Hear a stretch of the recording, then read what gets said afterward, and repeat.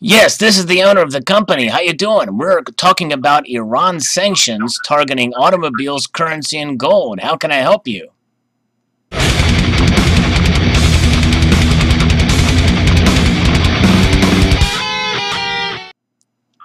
Oh, well, we specialize in helping companies manage their debt service when dealing with high-cost merchant cash advances. Are you paying back on any advances at this time? Not at this time. What we're trying to do, we're trying to figure out what's going on Oh, after the no, no, that's all withdrawal right. of the Joint Comprehensive Have a Plan of great day, Action. though, man. No, no, sir. I want to talk to you. All right. Well, that scammer didn't want to hear what I had to say, so I will continue. This is the Iranian deal that Obama had struck when John Kerry with Iran in July of 2015, and it had to went in effect in January of 2016. And so the first wave does target hard assets such as currency, gold, automobiles, and the like. And President Donald Trump announced on May the 8th that the U.S. would withdraw from the deal, despite Iran's continued compliance, so this article says, and reimpose all sanctions lifted under the agreement because of a perceived deficiencies in the deal, including Iran's pursuit of destabilizing and malign activities that the United States and its allies oppose. And the administration's goal for the New Deal, according to Mike Pompeo, after President Trump had suggested to meet with Iran, is that it's a 12-point plan aimed at making Iran a normal country by ending its uranium enrichment program, its ballistic missile program, and its support of militant proxies in the Middle East. In return, Pompeo offered a complete lifting of U.S. sanctions and normalized diplomatic and trade relations. Many observers saw the plan as unrealistic, and again, it shows the bias of the article, and it was rejected by the Iranian government as a thinly disguised effort at regime change. And of course, that is a very naive and unrealistic conclusion to draw from that, because it's anything. If anything, them rejecting the deal and rejecting to meet to discuss the deal is going to threaten the regime more than anything, because Iran right now, the people of Iran are rising up again because of the decisions that the leaders are making in their country, which doesn't benefit the people at all. But that's another story. And but here is the sanctions that will be imposed. Sanctions on the purchase or acquisition of U.S. dollar banknotes by the government of Iran. Sanctions on Iran's trade in gold or precious metals. Sanctions on the direct or indirect sale, supply, or transfer to or from Iran of graphite, raw, or semi-finished metals such as aluminum and steel, coal, and software for integrating industrial processes. Sanctions on significant transactions related to the purchase or sale of Iranian rivals or rials, or in the maintenance of significant funds or accounts outside the territory of Iran, denominated by the Iranian rial. Sanctions on the purchase, subscription to, or facilitation of the issuance of Iranian sovereign debt. Sanctions on Iran's automotive sector. The United States will no longer support Iranian origin Persian carpets or foodstuffs such as pistachios, and export of or re-export of commercial airplanes, as well as services or parts. And so that's quite a pretty big step there. And then Trump has also threatened other nations that deal with Iran that they will not do business with the U.S.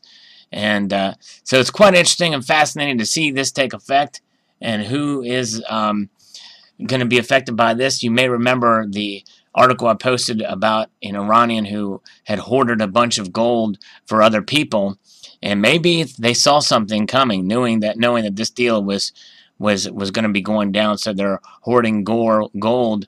And that's kind of what we're going to talk about next here from the Wall Street Journal, that Iranians are hoarding gold as a safeguard against a collapsing local currency and soaring cost of living, as the U.S. is poised to impose economic sanctions in Iran, pushing the metal's price to records in Tehran. On Tuesday, just after midnight, U.S. Eastern Time, the Trump administration is set to bring back a first wave of restrictions that had waived under the Iran nuclear deal. and that's today.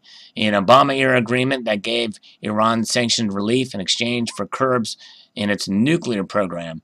Also, they got a bunch of millions of dollars of worth of foreign untraced currency as well. President Trump exited the multilateral deal in May, saying it didn't address Iran's military posture in Syria, Lebanon, and other Middle Eastern countries. The new sanctions limit dealings in Iran's currency and with its automotive industry. They also threaten U.S. penalties for banks that finance the precious metals trade with Iran and against anyone who sells precious metals to the Iranian government. It also, by the way, the multilateral deal did not stop Iran's nuclear ambitions. They only basically paused them and save them. So in other words, they would still get a nuclear, they could still work towards it. It just would slow it down.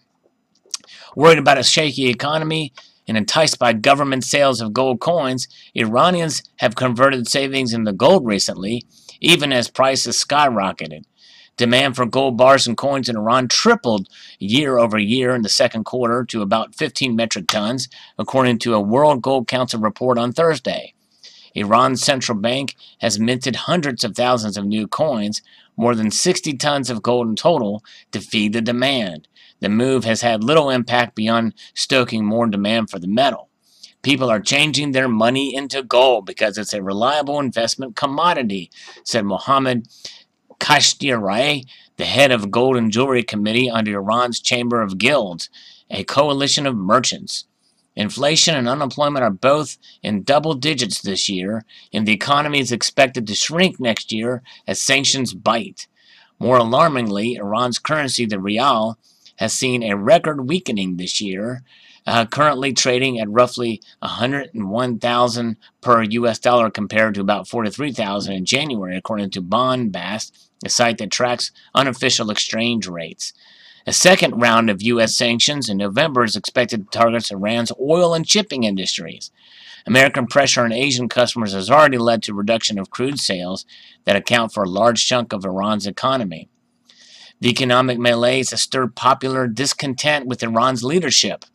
In December, the widest demonstrations in almost a decade broke out. More angry crowds have taken to the streets in the past week, in the largest spate of unrest since January, sometimes clashing with security forces and chanting for the downfall of the regime as sanctions go back in place. One person was killed and 20 people were arrested on Friday during protests in Karaj, west of Tehran, and semi-official Fars news agency reported. And I'm telling you, folks, the people in Iran, by and large, they want change. They want to be in the modern world, and they really are pro-Western, and they are for pro-progress. And that was, Iran was quite a thriving country.